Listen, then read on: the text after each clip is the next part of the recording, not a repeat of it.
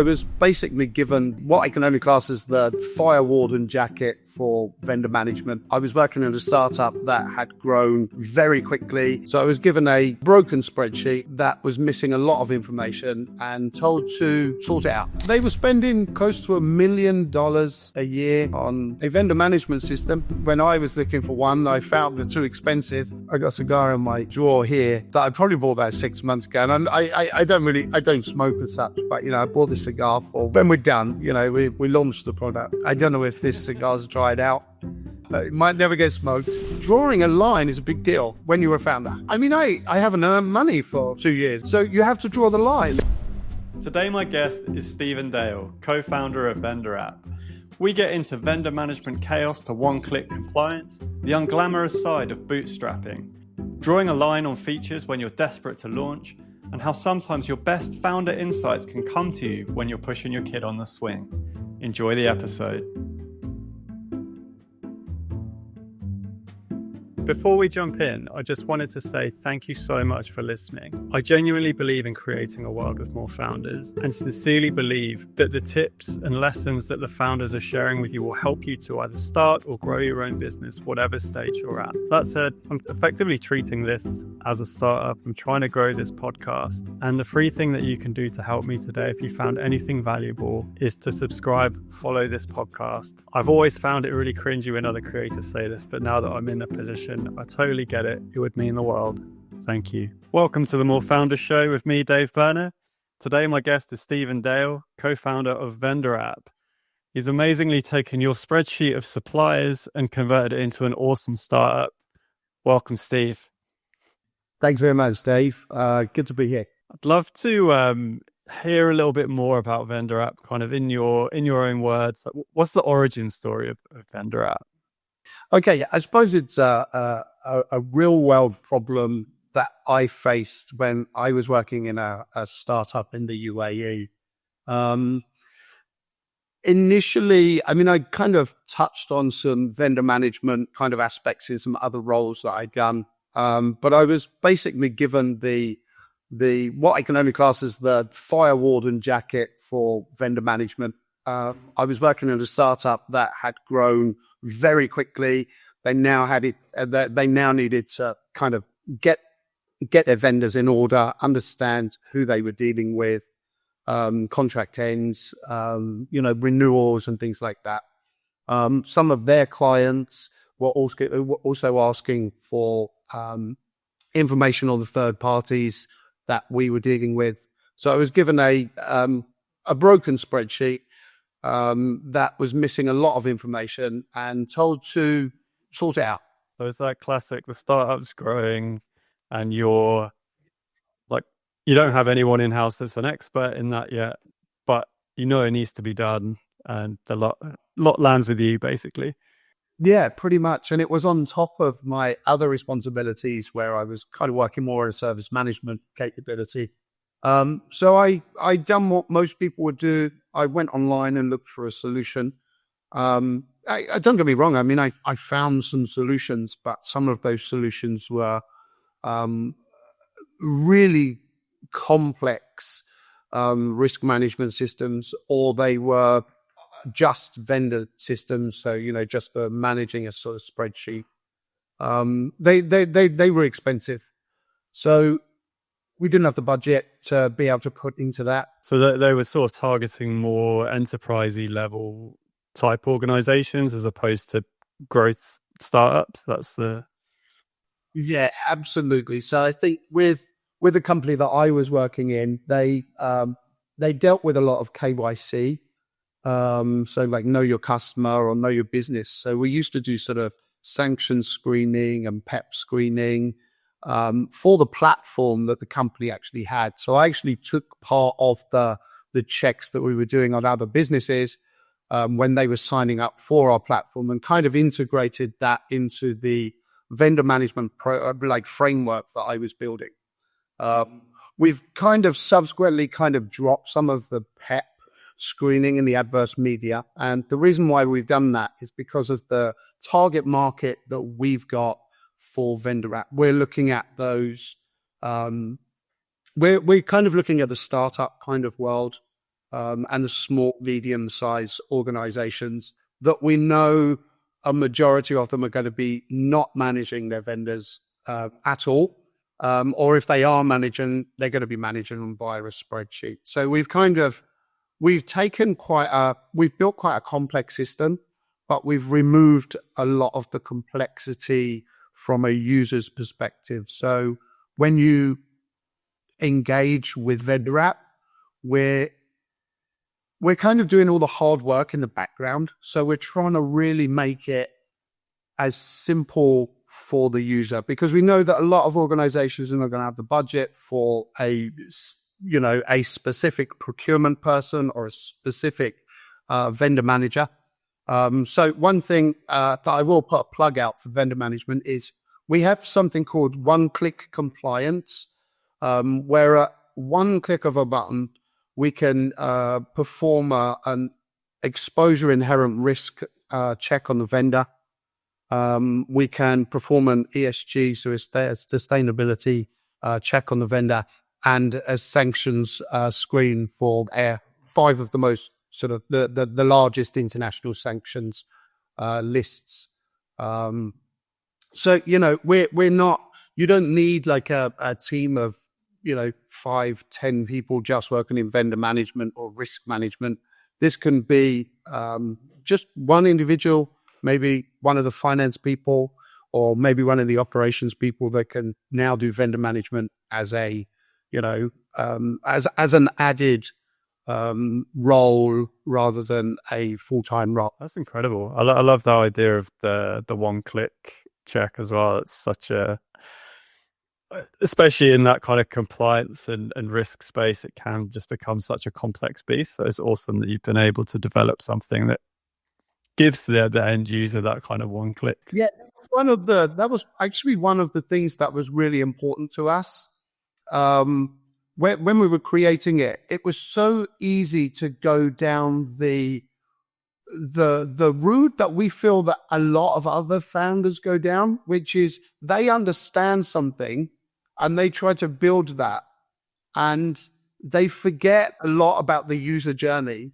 And really, what are you trying to build? You're trying to build something that solves a problem.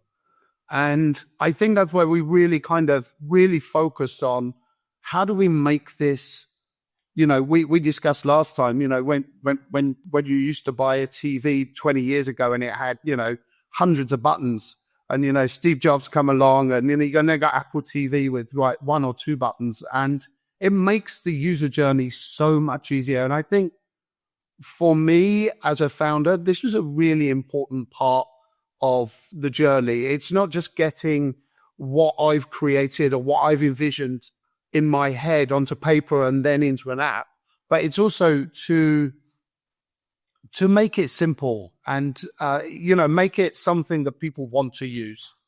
So did you develop this whilst you were at the startup, or that was was that the moment where you just had enough of spreadsheets? I think enough of spreadsheets. Look, I was given, and I think this is also just my personality. I was given work to do, and I've always been like this. It's, if I have something to do, I want to do it to the best of my ability, right? I want to make sure I do it properly.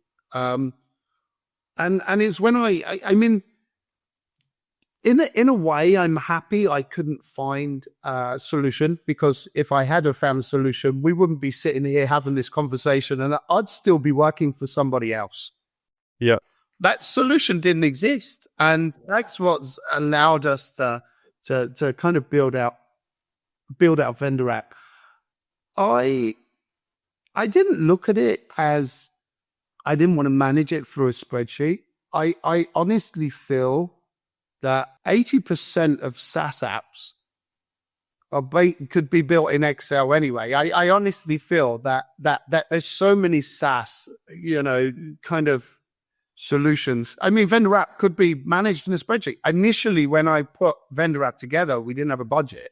I started to put a lot of the logic and the questions that would be asked and the kind of weighting for each of those questions. I built it in Excel, and it actually looks quite good. I mean, I had different tabs, different screens, Yep. for like different concepts like the ERR and the ARR and the sanctions. So would you say that qualified as your MVP? Yes, I would. Yeah, I could say that. And I will ask, is it right to change that MVP so much? Because if I look back now, what that looked like to where I am now, we've gone down so many rabbit holes, and we've kind of pulled back and said, no, we need to do it like this. At one point when we were starting this, we had 55 questions that the vendor manager would have to somehow get the answers to from every vendor. Because we're like not just vendor management, we're vendor risk management. We're trying to ascertain what risk that vendor may have. So initially it was like, what kind of product are you providing? And you've got so many different type of vendors. You've got, the SaaS subscriptions that we all have, like the auto renew, like we do in our personal life, like Netflix or a YouTube subscription. And then you have your office insurance or your director's insurance or, health insurance for your employees. And there's so many vendors. And then we looked and said, well, how do we ask the same questions to all of these vendors? Someone that's providing coffee capsules that are dropping them off at the front door obviously requires a different type of question than the company that's doing the authentication, right? Or a company or a dev that's coming in to be able to see all of your IP, or a HR person that can see all of your PII, right? So then we looked and said, well, which route do we go down to kind of make this simple? And it was a tough one. I'm not going to say I had hair before this journey, but I certainly think I've lost some, whilst going through and understanding it. Oh, so how did you manage to distill that down? Because, it's a great point. I think it's through the journey. It's through, it was through, late nights. But then I think as we started to, face some of these problems, when you go into that journey to become a founder, to start something, to do something yourself, you realize that some of your creativity doesn't happen whilst you're sitting at a desk looking at a screen. It's amazing how, we know the stories of, people that woke up at 3 o'clock in the morning and they wrote down that idea that they had, and, and great, right? But I actually found that a lot of the solutions come down to when I was, pushing my little boy on a swing, so it actually then, and this is another thing about the whole startup journey. Why did we create it? Why did we want to go down this route? Because I wanted to choose how my life turned out, the decisions that I can make in my life, when I can work, where I can work from, there's certain things. I have a 5-year-old, that, so there's certain times where I have to, be at the school or a certain event, and I don't want anyone dictating when that should be or anything else. It should be my decisions.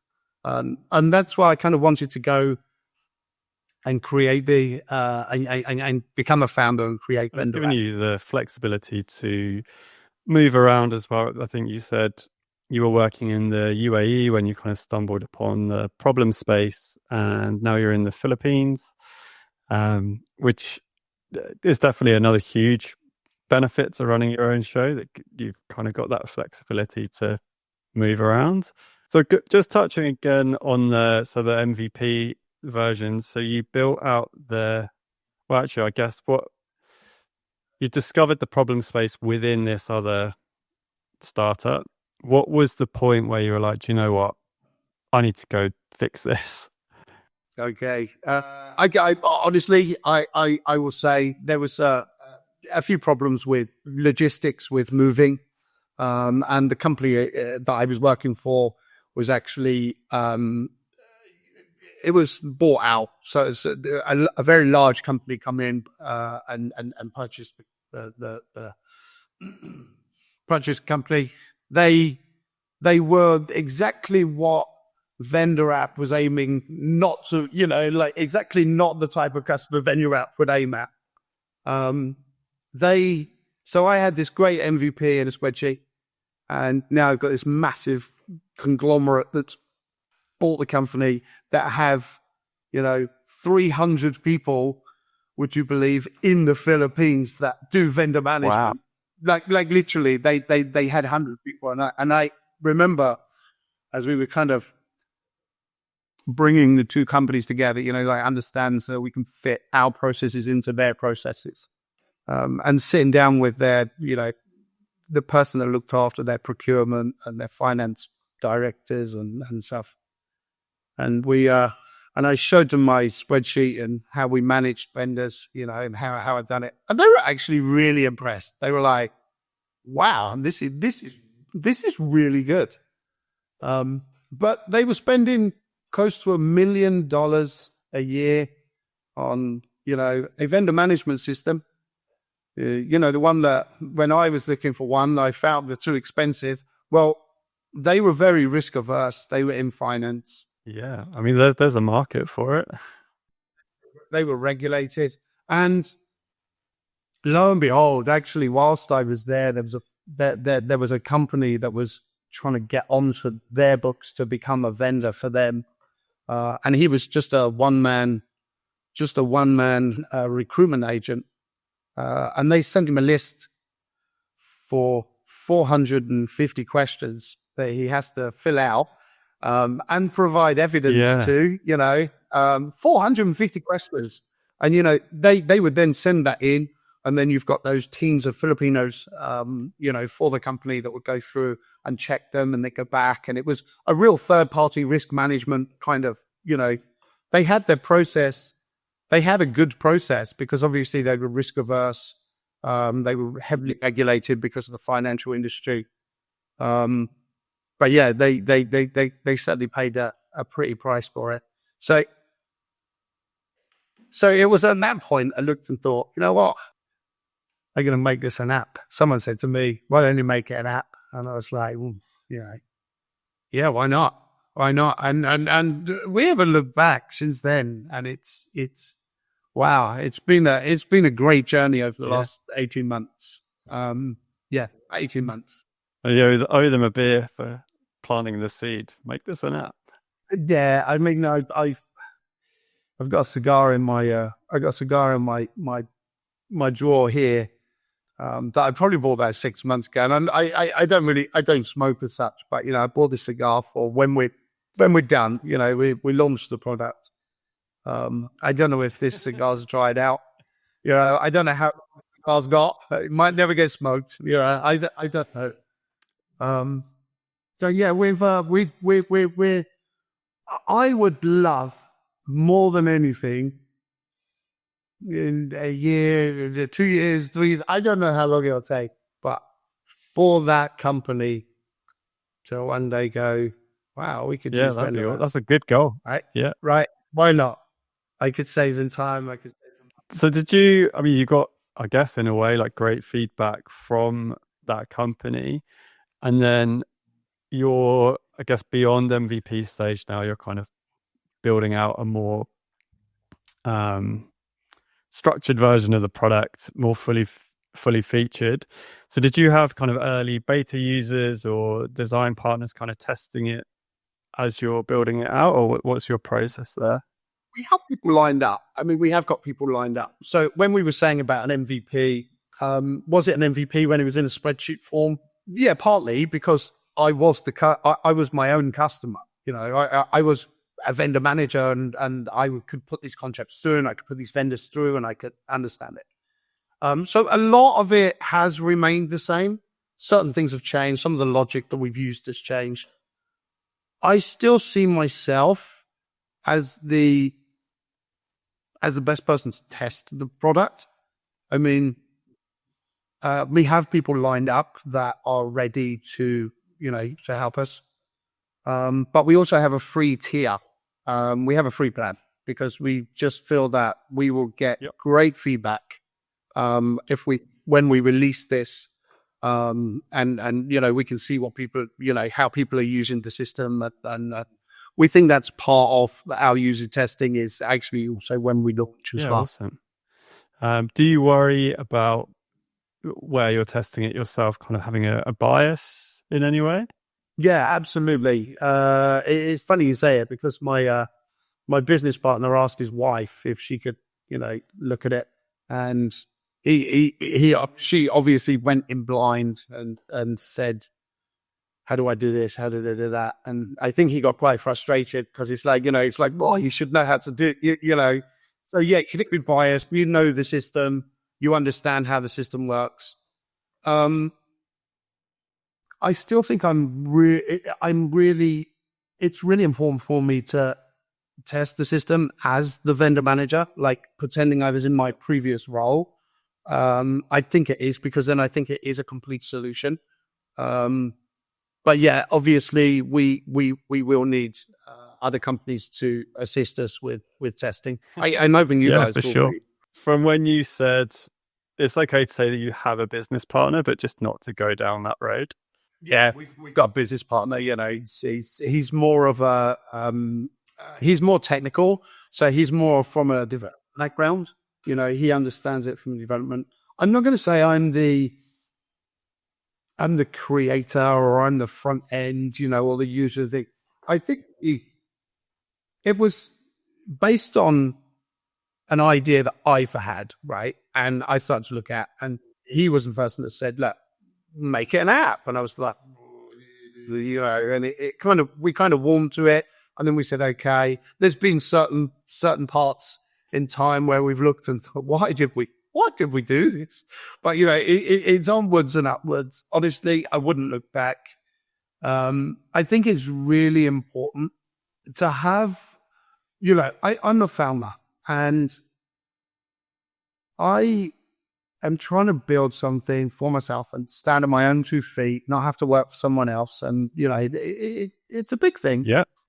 And I want to be able to keep as much of vendor app as I can because it's mine, right? I mean, I want to keep it. And I'm not sort of sitting there going, oh, this person's coming here, give them a percentage, give them an equity. I've kind of, and you've got to remember, I'm not an expert at this, with founding companies. It's the first time I've done it. And it's, so I kind of feel that having a co-founder is a good thing. So as somebody else that you're working with, because it's good to be able to bounce things off them.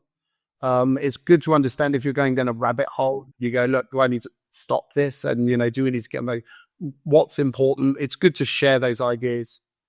But I did watch a couple of videos the other day just on YouTube about a founder or a co-founder in the US that said, we've got like more co-founders. And I was thinking, why do these people want to give out, more and more and more?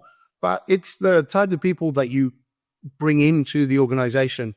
There's going to be experts out there, maybe sales or, have great networks and, are able to think. And so I'm actually starting to think now, this is not a plug for bringing anyone in, but, I'm starting to think now that, having good people in good places as part of the company is actually quite important. And I think that's why in time, not now, that we'll start to go down the investor route. We'll start to look at that. I know we've discussed the possibility for the Y Combinator. So I think it's something that we will, but we would like to have built the product. We'd like to have launched the product, and we would like to have a certain amount of clients or customers for the products as well. Is there something about YC specifically that kind of stands out to you? I think they've got quite a trusted kind of logic, the way that they, invest. I think they have a good background. I think they're one of the leading ones. And this is actually really important. For me, this is really important. because this is my baby, right? It's not just about getting money. There has to be a two-way split, right?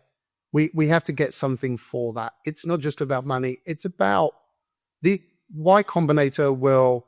I don't know whether this is true now, but I think years ago they had like a part of it was you had to move to, to Silicon Valley, and you had to be there for a period of time, or it was but they really teach you how to be a founder, and I think that's really what's kind of attracted us to Y Combinator over some of the other investors. Yeah, I'm not sure if they still. I know, like through COVID, they were still running cohorts, and I believe that's the first time they allowed kind of remote cohorts at that point. I'm not sure whether they've reverted back or not. There's some great ones in Australia as well. Like a couple of founders I've spoken to have had awesome success, and they like, regardless of whether you actually end up generating generating capital at the end on pitch day, it's more about the acceleration as a founder and the lessons that you learn, and kind of being around other people that are all living that shared experience, and it can normalize stuff like posting more on social media or failing fast and those other things which maybe feel more awkward in non-founder environments.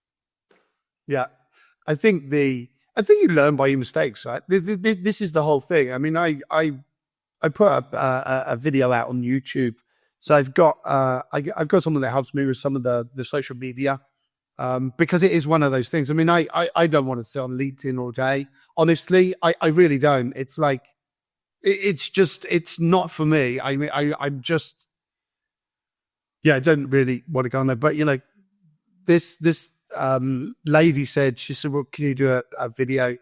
She said, I'm posting these videos out. She's putting content together and putting them out. She said, can you do a video? And I was like, wow, this is like proper out of my comfort zone. I don't want to do. It's not for me. And I put a script together, and GPT, and I had words. I got a big screen. I had like really big screen. So this side of the screen, I had like a document. This side I had GPT. This side I had the video. And I don't know, put shirt on, done it up. Thing. And I said to my wife, I said, if it covered on me, I said, watch this. She said, gosh, she said, that's like terrible. She said, that's so bad. And it was like I was reading from a script, and I looked and I thought, God, like how some of these people like these podcasts and stuff where they're just so good. And it was the first ever attempt of doing it. And I looked and I thought, no way. I said, I said to my business partner, I said, by the end of the week, I'm going to make sure it's better. Anyway, the following day, I had a bit of time, and I thought, you know what? I'm just gonna ad-lib one. I'm just gonna. I know Vendor out. No one knows Vendor out by me in the startup journey. So literally, this time I was just wearing a t-shirt and a hat, and I just put the thing on. And I went. And I got like a 3-minute video, and it was okay. It was okay, but I looked and I thought, post it, because if I don't post it, I'm never going to post it. And it really comes down to just do it. Just do it. I want to be able to look back in 6 months' time and go, that was a cringe video, that was, isn't it? I want to look back in a year's time and say, God, version 1 of Vendor app was, whoa, we did have some work. It's a journey. And I think trying to, or believing that you're going to come up with the iPhone as version 1, it's unrealistic, right? I actually am starting to admire the imperfections in things, right? Yeah, all right. If you go to the Apple site to buy an iPhone, it's seamless, right? That's fantastic, but that even goes down to the founders of these companies, which is, it's a journey, and we get better. No different than your podcast. Yeah, for sure. As you start the page on your 100th one, wow, they're going to be even better than they are now. I definitely resonate with what you're saying about appreciating the imperfections in things, and I think that's only going to become more widespread, I think, in the AI age, where everything it spits out is kind of reads the same, is quite homogenous. It is, I mean, there's the telltale signs, but it generally, you could put it in like a perfect button. It's bucket, so it's very polished and it comes out, and you're already seeing a movement towards like Japanese artwork, like wabi sabi, that kind of thing, where they sort of celebrate the imperfections, or like gluing back together broken pieces of crockery to appreciate the, I guess, the nuances in the pieces. My wife's a letterpress printer, and it's that kind of like handmade, tactile, human made. So I know it's not exactly the path you were going on, but it just kind of tweaked me when you were saying about appreciating the imperfections. There's a lot of people now that like upscale, or I can't remember what it is, but they kind of get old furniture and they go, right, okay, we're gonna, because there's that whole recycling thing that's going on, right? People don't want this throwaway stuff anymore. You know, I mean, it's even down to cars now, right? People buy a car, it's like just junk after a few years. It's a throwaway culture that we kind of have to get over. Yeah, we have a. So yeah, I agree. I think these are good. It's no different than listening to a record with that. You know, it's actually nicer to listen to a record with that, like that little scratch that, you know, from a record player that you don't get with a lossless Spotify account or a lossless Apple account. You know, yeah, it's nice to have it. So I think the other thing that we were discussing when vendor app was that MVP in an Excel spreadsheet, there was really no AI associated with it. And I kind of feel now that there's this kind of, well, we all know that there's this kind of AI bandwagon that everyone is getting on, right? No matter what company you've got, it's, you know, everyone's going to go, oh, we do this AI and we do that AI. We obviously have AI now within our I assume that's how you're able. It's vendor app intelligence. Oh, sorry. I assume that's how you're able to do kind of the one click. There must be some AI going on there. There's a little bit there. So we got some AI that would be for the sanctions screening, which will obviously go out, check the sanctions list. It will do an inherent risk profile, so the exposure profile. We're also on the ARR, which is the access risk. So we look and say that every contract that you have with a vendor poses its own risk. So it's not just about the risk of the vendor itself. So you might go, right, let's look at this company that does our authentication, company called Kind, that I always said incorrectly and thought it was called Kindy, which I still think is a good name for it. Well, you know, we would look, we want to use this company, right? So we know that there's a number of companies out there for authentication, right? But we specifically chose Kind for the simplicity and the ease of it, etc. And the UI. The UI is fantastic. So we will put it through vendor app, and it will go, yep, they're not on any sanctions list. And it does check the Australian list as well for sanctions. So vendor app checks the Aussie list. It will look and go an exposure risk. So it will look at your standing from a business continuity, data handling, data privacy, information security, and it will give a low, medium, or high score and a score back. And then it will do a similar thing for the ESG, which is your environment, sustainability, governance, right? So you can straight away go, okay, this is a good company. You've got ISO, you've got SOC compliance, which it will inform and tell you of. Now, what we do is then we go, right, well, we've got contract that we have. So you might have a master service agreement. It could be a purchase order. It could be a number of them. Each one of those contracts, even the NDA, which is a contract, you will pull into vendor app, completely automated. You'll just drag the file in. It will determine what the contract is, what type of contract, and it will also give a risk associated with that contract. So, you know, if I put, for example, you do our Billy, for example, we will look and go, okay, that's a higher risk. You know, you're going to have some access to our systems if you're going to be doing that. So your contract will also have a thing. So yeah, the AI side is for the screening, for the contracts. So obviously compile what the contract is, yeah, and there's some other bits and pieces. And it's funny you say, because it's where we say we go on a journey, and it's amazing the amount of things that you pick up and go, oh, we could do this. I'm already sort of sitting there going, wouldn't it be great if you pull the contract in and then it takes the address of the contract and it puts it into the contacts, right, as an address. And then we can do it. And it's like, we've got these. This is a really important part. Where do you draw the line on version 1, right? This is a really big, because you go, that's such a good idea. Yeah, we'll put it in. When do we put it in? And we've said now the line has been drawn. It doesn't matter how good or important the thought that we have, it goes straight into Git issues as a 1.1 version. We're not doing it now. It's a good idea.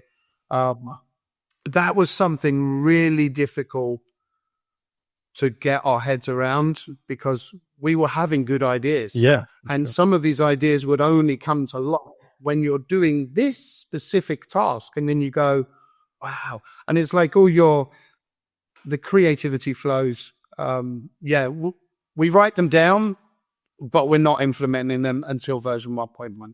That's there's a few bits to unpack there. So I'll go back to the AI, and then I'll go on to determining what's in and out of a product. So just touching back on, so you were saying you're leveraging the AI for also for like the risk scores and summaries. So do you have to do anything there to ensure that the output is enough or reliable enough for your customers? Yeah, obviously there's we've looked at is it okay for us to be rating companies? Should we turn around, what liability have we got, right? Where we're turning around and going, oh, this company's great. But then actually they're on a sanctions list. So we've got accurate data for our sanction screening, accurate. And then for our exposure and our access risk, the exposure rating and the ESG rating is based on publicly available information. So it doesn't make it up. It's not like AI where it's making the decision for you. It's giving you fact from public information. So from an ARR perspective, which was the contract risk, there's actually four or five questions that get asked of the contract owner, the person that's uploading the contract, and it's those questions that will actually determine the risk. So again, that's not vendor app actually doing that. That's actually more the user doing it. So depending on the result, it's based on the person that owns that contract. So I think we're kind of safe in that scenario. Yeah, that's great, because I guess that does give you quite a massive advantage over companies that do have to worry about things like hallucinations or inaccurate information coming back. Do you have to worry about the kind of cost of it, like the cost of API calls or needing to cache results or anything like that? Or yeah, look, so we're multi-tenant. We're a multi-tenant platform. So we look to say, look, if company A that signs up and says that we want to use Microsoft, they will perform the API call. That will do its check and that will pull the certificate back, right? Now, reality is that's the same certificate if the next company, company B, goes, yeah, we want to use Microsoft as well. So there's that bit. At the moment, we're sitting in it's completely multi-tenanted. We're not, there's obviously no information that gets shared. Yep. If company A wants to do that check, that's fine. They can do that check. If company B wants to do that check. Reality is the API calls that we've got to do this. They're not expensive. And this is another thing to touch on, talking about the funding and, places that can potentially help us. We went down the Microsoft startup hub, the founders hub. We were into that hub and we got the initial, I think it was $5,000 for our Azure spend. And then once that credit had been used, you can apply for additional credit up to about 125,000. That actually would have covered the AI API calls because that was within the Microsoft sphere. I was going to say, so you're leveraging OpenAI kind of as your main. Microsoft changed their startup plan, their founders thing, and they've said basically there's no additional funding for it. You now have to have an investor in order to access the startup program. So, that was kind of, that was a hit for us because we were kind of assuming that potential 125K was going to really help us out for that first year of trading, right? This is good for the people listening to this podcast, for people that are aspiring to be founders. You get knocks on the way and you got to deal with them. And, I was sitting there the first day when I logged into the startup program. It said, major changes along the top in red. I clicked on it. I was like, no, but there's so many other options. Microsoft has got a lot of money that is available to startups. You just have to look at it from a different perspective or approach it from a different perspective. Yeah. But, it's things like where you've written your sub-processes and you go, I'll sub-post this document. There's so many things to tick off for lists. And you go, right, I've written all my policy documents, sub-processes. It all references Microsoft and Azure and how they are, reputable and how their ESG is good and blah, blah, blah. And then you go, oh, no, we might have to change and use Amazon. We use AWS. And you go, it's not just that's got to change and all your development's got to change. You've now got to change all the documents. You've got to change the thing. So it's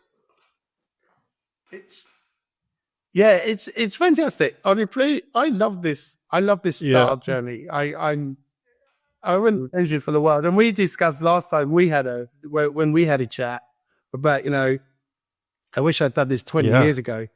I wish I'd done it, I don't know. I think there's a time and I think, when that time is, when you're a kid and you look and you go, how do you know when you've met your wife? You know, right? Yep. Yeah. And before the startup, I think if you're thinking about it, keep thinking about it because that time will come, right? No, it's your time. I think it's great. I mean, I think obviously founders come kind of at all ages. You and I are sort of similar age in our 40s, and you often do hear about kind of very young founders, but there's loads of successful entrepreneurs that kind of start at this stage of life. Do you think there were any advantages to kind of starting at this stage of life? Well, I'm going to say yes, because I am this age and is when I'm just looking for validation. I think report. No, I'm going to give you it. Right? I think statistics show that people between the ages of 40 and 50 from a startup, there are numbers out there. I mean, I know there's numbers for whatever you want to look up, especially if you run it through GPT. Yeah. But, there are numbers out there today that you're more likely going to be successful at that age range if you become a startup. I mean, I was watching a program, a podcast the other day of he was the guy, I don't know whether he's a British guy who was Michael Jackson's bodyguard. I don't know whether you know this guy. So he was bullied by his dad, and he actually started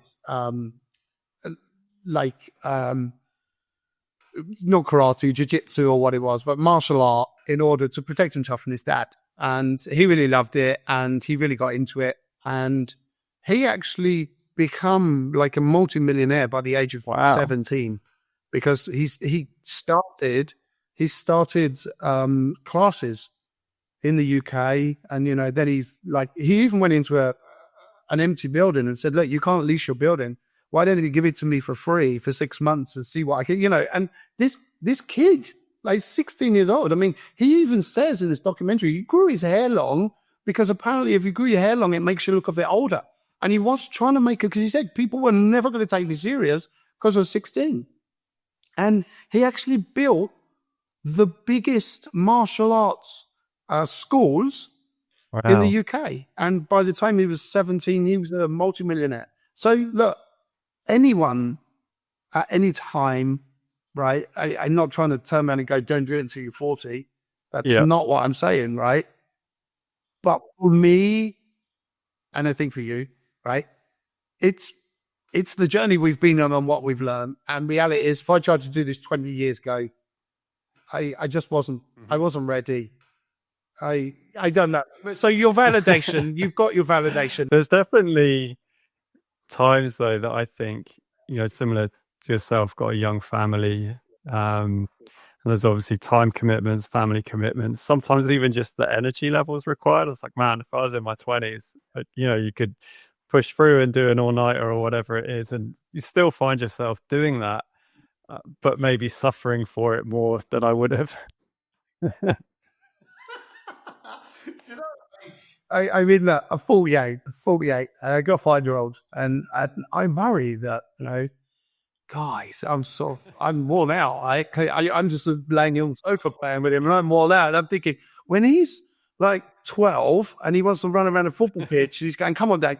Dad is not going to be, that's not going to, I mean, it's just things that we worry about, we think about. It doesn't matter. We just get on with them. Yeah, I agree. I've got a dev. That's quite a young guy, he's in his 20s, he's less than half my age. And I said to him, I messaged him yesterday and I said, hey, it's a holiday tomorrow. I said, are you working? He said, yeah, I said, I thought you were working today. This was yesterday. And it was like 9 o'clock at night. And he said, yeah, just got back. He said, I'm going to work through the night. And I just like, and like I said to you just before this podcast started, I checked my WhatsApp in the morning and I'm like, well, I got 70 messages from the dev, and the business partner, they obviously work really hard. And 6 o'clock in the morning, they've literally worked all night. Are they both in the Philippines as well? One is in the Philippines. And then we've got another chap starting in a few days, which is going to do the performance engineering. Yeah, there's lots to do. I mean, I said this to you before as well. We're kind of sitting there going, yeah, we're the 80-20 rule, right? We're 80% down, and tell me, and I'm sitting there going, we got to launch. Let's, we got to launch. We learn more when you get it out there. So it kind of comes back full. And I'm actually realizing now. I was going to say, it brings us back to full circle to where the other part I didn't get back to yet, when you were saying about kind of drawing a line under what needs to go into the product before it launches. So we've kind of come back to that, which I wanted to retouch on. So what you're obviously very keen to launch and start getting that early feedback. What was the point where you were like, okay, I'm drawing the line? Was that just based on time, or was it a specific feature set, or how did you think about drawing that line in the sand? Yeah, I think from drawing a line in the sand from a features perspective, it was, we've got like GitHub issues, and we were raising issues, and it was becoming hard to track. We were up to like 200-300. And like we said, having what a non-dev would see as just a quick fix potentially can be actually a real pain in the bum, right? And it can actually take days and days of that one resource, just trying to fix that one little thing. The classic word "just" is the word. Yeah. We said we got to draw a line in the sand. There's no more changes, because I'd have a technical person that would say, we need to change this. And then they would change it. And then I'm thinking, but you forget how many things that knock-on effect, that one change that you want to make here is going to make a significant change to so much logic, and the development time and the cost that's going to go into that. So we just said, look, we have to draw the line. But again, founders, this is founders. Drawing a line is a big deal when you're a founder. Now I haven't earned money for 2 years, right? I mean, So you have to draw the line. And, when we're out of shops and you say, it's a nice food blender, but do we really need it? You've got to draw the line. So, you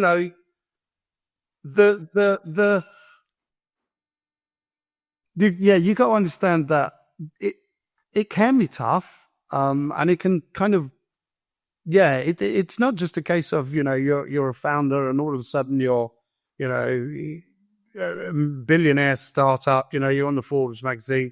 And reality is I think there's a misconception here, because a lot of people sort of go through these startups with believing that that's what's going to happen, or even that is what they want as an end game, which is fine.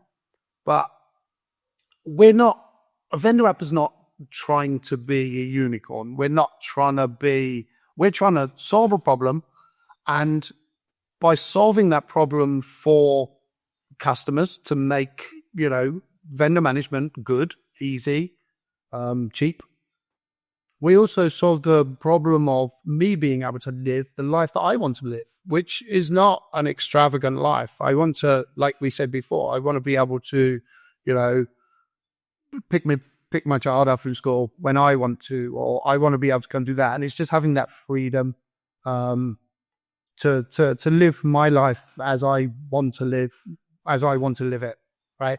Now, don't get me wrong, again, founders, do you actually get to do that? Probably not at the early stage, because there are times where, I'm sitting here at midnight and, dinner's upstairs and it's cold, right? But it's still fun. Yeah. Oh, for sure. Do you think, so you're bootstrapped aside from, I think you said there was 5,000 Microsoft credits, but effectively bootstrapped. How do you think that's influenced your decision-making and growth pace? Yeah. Okay.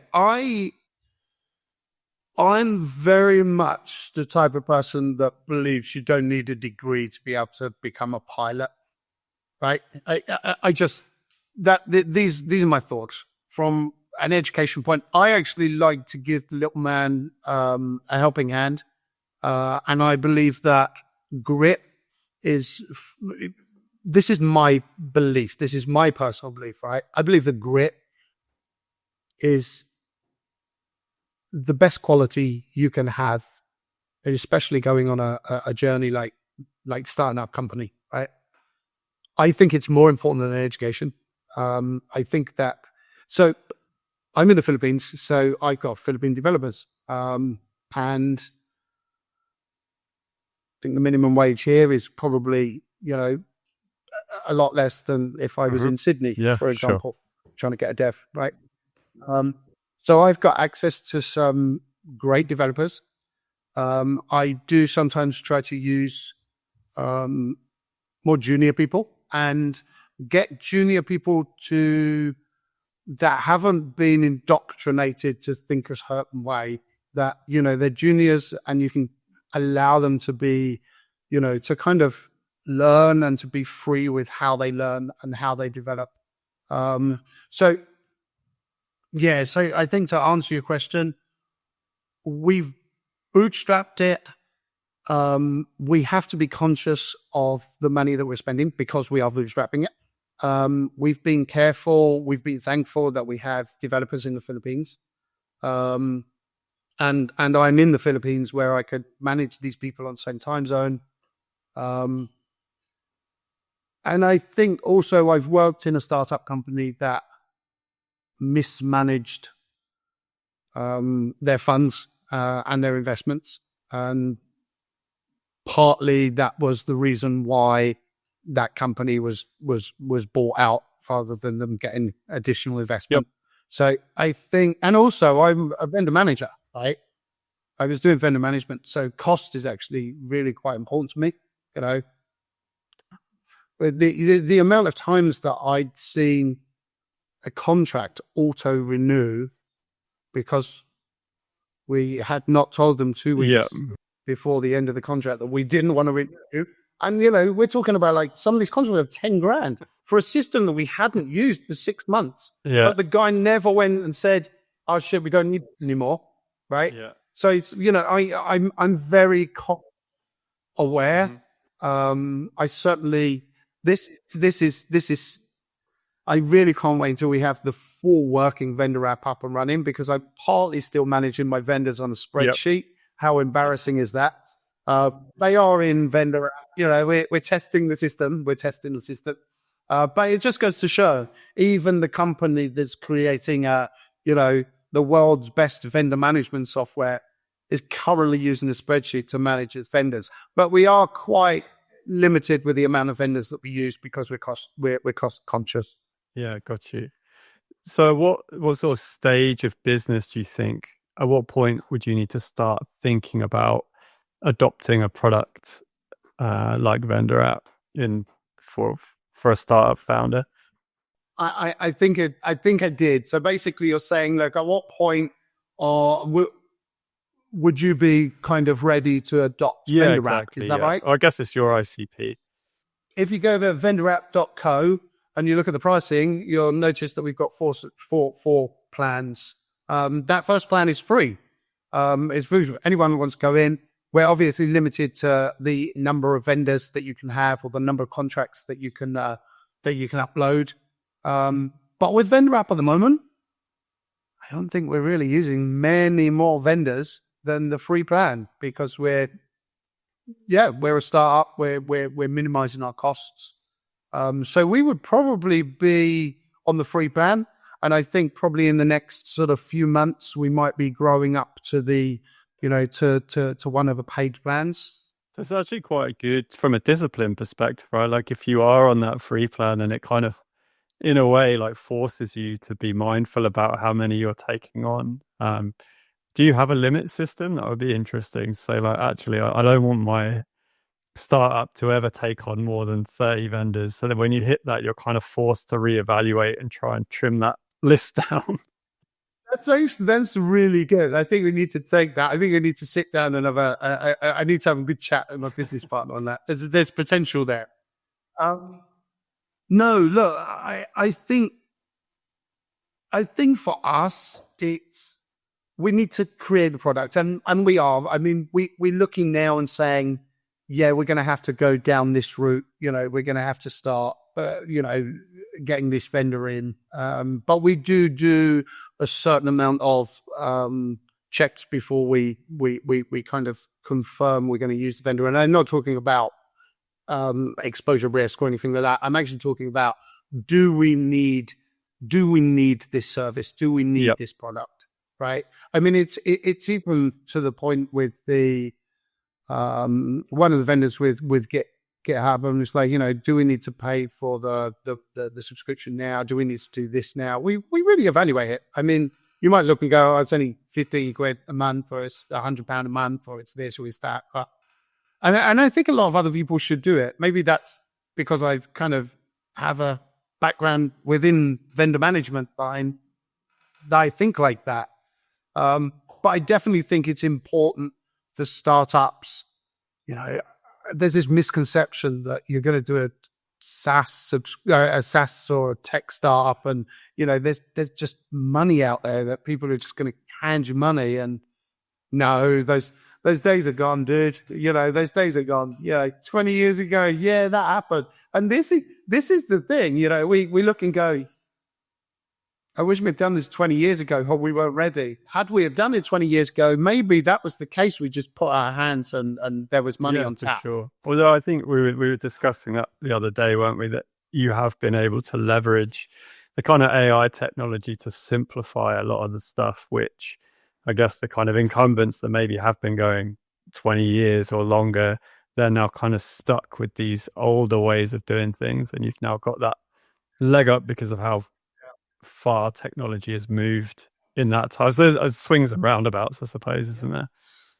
It is, and it goes to the next conversation that we had at the end of our last chat, which is about what are the next type of software that's going to be coming out. I don't actually want to touch on that at the moment, but it's true. You're looking at like privacy policy, looking at your terms of service, in terms of all of these.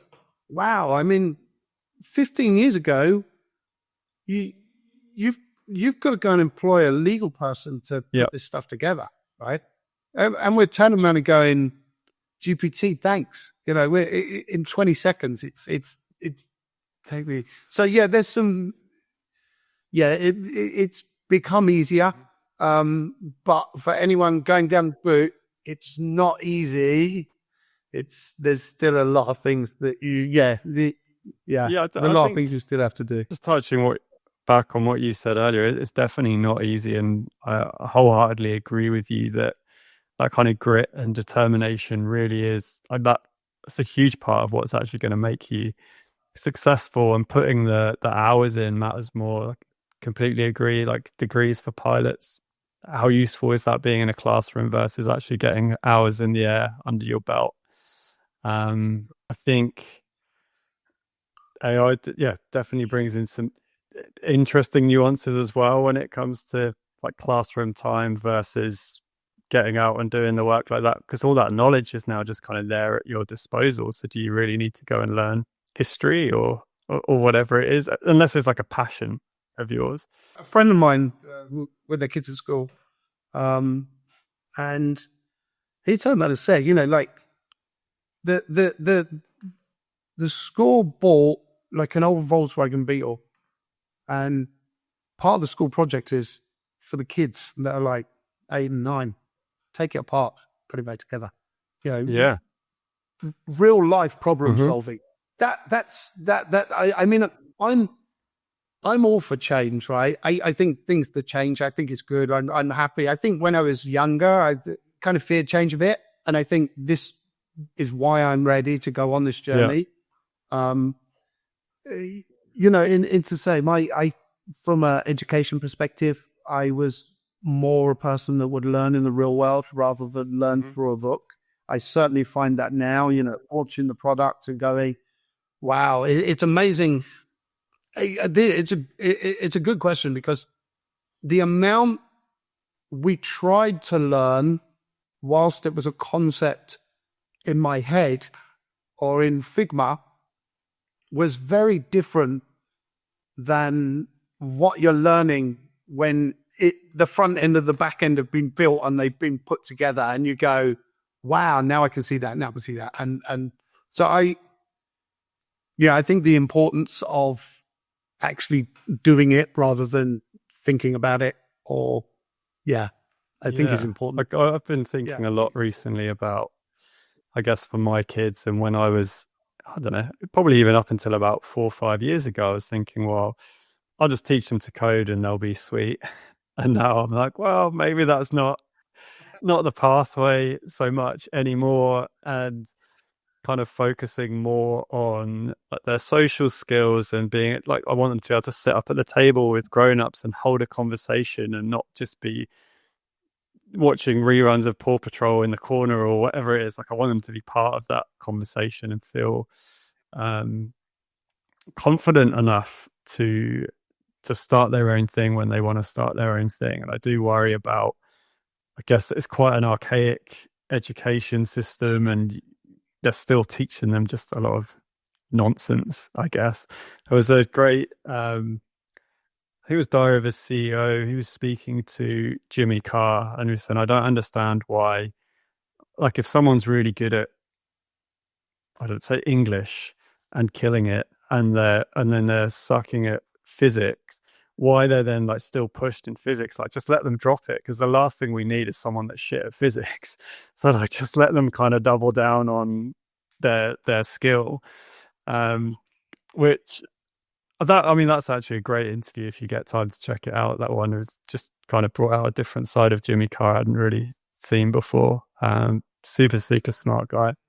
Yeah, I want to watch it. There's a book called Grit, by Angela Duckworth. It's a fantastic book, and my little boy is on the autism spectrum, and I worry. He's our only child. Me and my wife are the same age, so we're a bit older parents, and we worry, and stress about these things like any parent would. And we say, what and how do I teach James, my little boy, do I look and go, "Hey, he's going to be a great dev?" Exactly like you. Just teach him to dev, because that's the future of jobs, right? It's dev. You're going to be a dev, right? It's teaching great. In my opinion, it's teaching great. It's teaching that determination, that want to never give up. I think that's, for me, that's the most important thing. And I think the other thing is I will push him to learn a skill. I think the skin is really important. And it's amazing, right? The amount of devs that are self-trained devs, they didn't go through university or college, doing, software engineering or whatever it is. They've taught themselves. Yeah. And I have a huge amount of respect for people that have that. I mean, don't get me wrong. I have a huge amount of respect for people that have the common sense to go through university. But for people that have wanted to do it themselves and picked it up, I think that they learn that individual part. They have almost what we were talking about, the upscaling of furniture. They've got them imperfections, but them imperfections are perfect in their own right. I mean, I'm a self-taught developer, but then I did go to uni, and then I dropped out because the pace at which everything was actually moving, like the curriculum just can't keep up with it. I guess they write like a 3-year syllabus, and then end of year 1, it's all rubbish. Well, I might as well just go out and start working, because otherwise I'm going to come out in 4 years' time, 3 years' time, and everything's already going to be out of date. Yeah, exactly. So I think the education system does need to change. I can't see it changing for quite some time. I think, generally the education system for me is just churning out civil servants, right? It's churning out yes men. It's churning out, and this is the thing. I was out of school by 14. I didn't say any education, no degrees, no nothing. And I was embarrassed for years. I always worked in a number of investment banks, working in tech corporations, in operations. I was self-taught from a technical perspective via Cisco and stuff like that. And I look now, and I'm actually happy that I wasn't, manipulated to think a certain way. And I'm not trying to, I'm not trying to say education's bad, but I feel as though I'm a bit more of a free thinker. And I'm happy with that. And I think that's why, to a certain degree, if I'd gone through university and I'd done all the right things and built my career based on, my education, and got in a bank, stayed in one job, blah, blah, blah, throughout my life, I think then it'd be harder for me to look at how I might be positioning James, my boy, that because he's on the spectrum, he's probably less likely to fit into the mold of, education.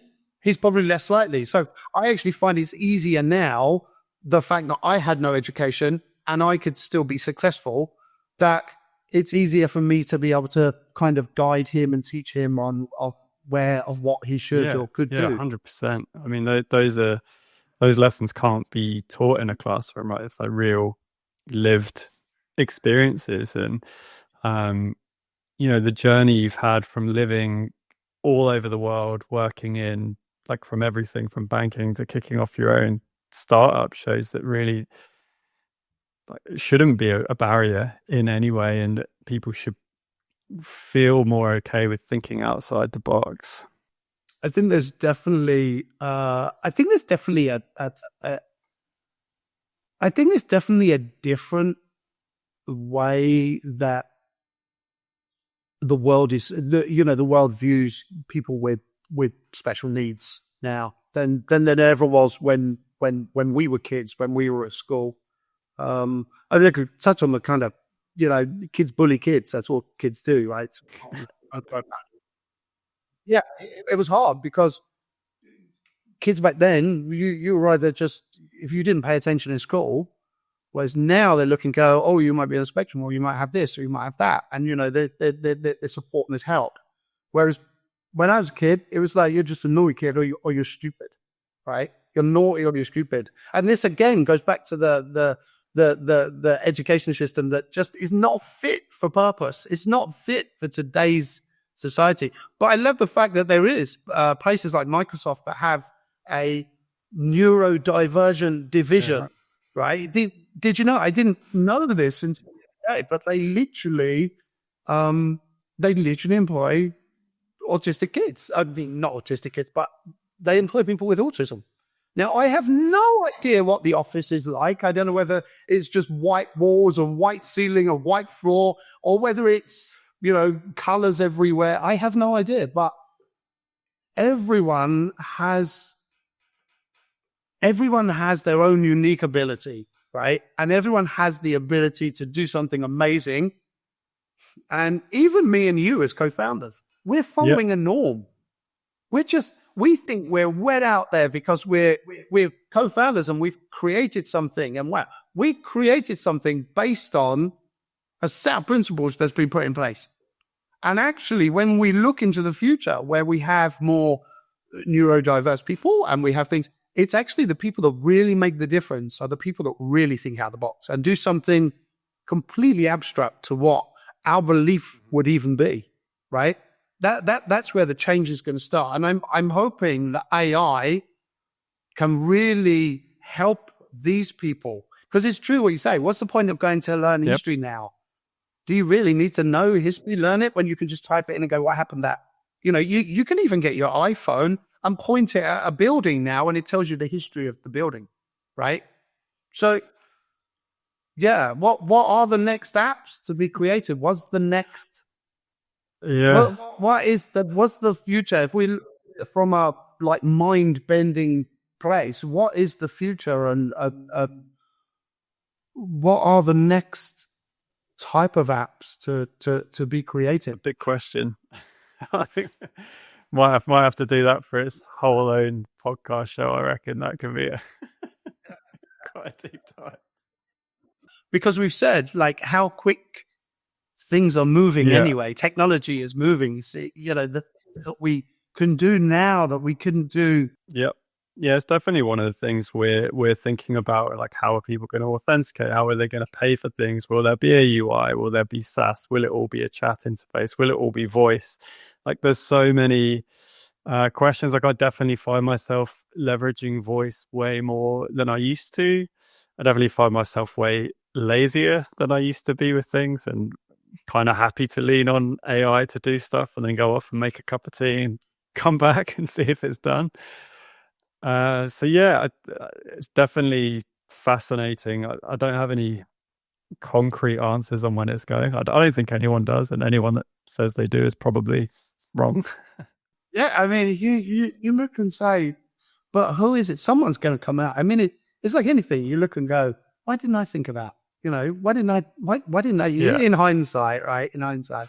But who is it that's going to come, and someone's going to think of something completely alien to us, and it's going to be the next thing. I'm not talking about AI. I'm talking about, it might be something like just a talk bar that does everything for you, right? Like it does your vendor management. You think about using Kind, right? As a vendor. And it's already there's something's gonna happen that's we're gonna be old soon, or even older than we are, and our kids or our grandkids are gonna go, and we're gonna be amazed. I mean, if you look at my grandparents, for example, if they could look at what we can do now, for sure. Are you worried about you just touched on the voice powered AI agent that's going to do your vendor management? Is that a threat? Well, that's V2. My mum said to me, she said, well, are you gonna? Do you put a pattern in for your vendor management? How do you protect it? I said, no, Mum. I said, we just put it out there, don't we? We just put it out, but someone can copy it. And I was like, I don't think anyone wants to go down that journey.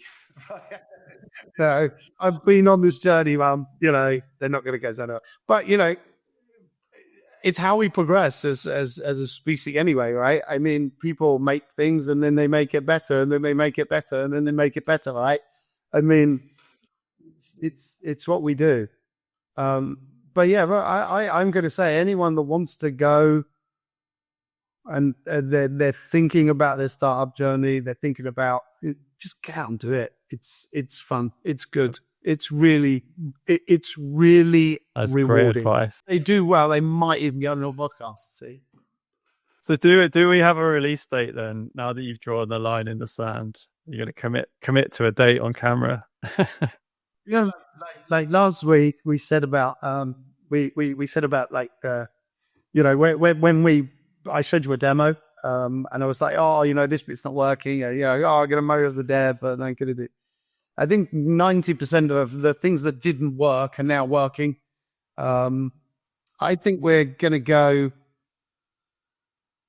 We're a bit Ocean's 13 here. We're going to have a soft opening. I think we're going to have a soft opening, which is going to be, the likes of Kind, a couple of other companies that are going to really start working and testing and putting these and myself as well. Can I put a date down? Yeah, I'm gonna say in the next. This is not prepared. I'm gonna say in the next 5 to 6 weeks, we should be awesome. Up on that. And so people can check it out at vendораpp.co. That's right. But I suppose that all depends on how long it takes you to edit this and then put this podcast out. So if you get this podcast out tomorrow, we might be a day wrong. But if you get this podcast out in 3 weeks, we should be on we should be on awesome. point. All right, we'll aim for 3 weeks then. Awesome. I got one final question for you. I'm quite a music fan, and I always listening to music when I'm working to kind of get me in the zone and get me pumped up. I'm curious if there is an album or a track that's kind of your go-to to get you in the zone. Yes, there is. I'm going to say there's a guy called Lars. He's spelled Laerz. He puts all of the sound of all the music together himself. And there's one called Middle East. He does a live set on a hotel in Dubai. Check him out. It's fantastic. It's electronic music, but it's very progressive. And I find that it kind of motivates me, for example, if I'm going for a walk, if I go to the gym, or if I'm just sitting at my desk and I'm concentrating on something. It's got that kind of perfect balance of, relaxing but motivating at the same time. So, Lars, Laerz. But the Middle East one, the live set he does in Dubai is fantastic. Lovely. All right, I'll check it out. Thank you so much for your time today, Stephen. It's been awesome. And we'll catch you in the next one. Cheers. Thanks so much for listening. If you enjoyed today's episode, feel free to subscribe on Apple Podcasts, YouTube, Spotify, wherever you listen to your podcasts. You can also visit our website at morefounders.show for all previous episodes and more information about the show. Thanks again. See you in the next one.